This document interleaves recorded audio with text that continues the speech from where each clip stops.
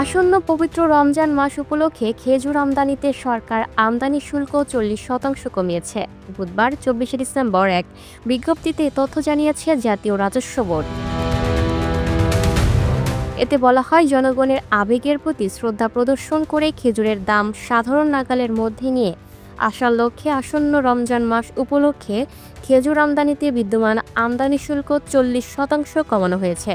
পবিত্র রমজান মাসে খেজুরের সরবরাহ ও বাজার মূল্য স্বাভাবিক রাখার উদ্দেশ্যে খেজুর আমদানিতে কাস্টমস ডিউটি 25% থেকে কমিয়ে 15% নির্ধারণ করে 23 ডিসেম্বর একটি প্রজ্ঞাপন জারি করেছে সরকার।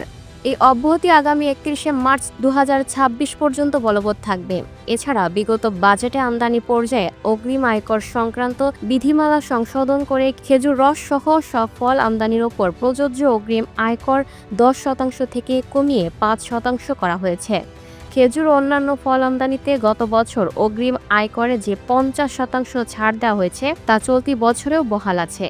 খেজুর আমদানিতে আমদানি শুল্ক এবং অগ্রিম আয়করে উল্লেখযোগ্য পরিমাণে ছাড় দেওয়ার কারণে আসন্ন রমজান মাসে খেজুরের সরবরাহ এবং বাজার মূল্য সাধারণ ভোক্তাদের ক্রয় ক্ষমতার মধ্যে থাকবে বলে মনে করছে জাতীয় রাজস্ব board. Lucky Akter, up to date news, Dhaka.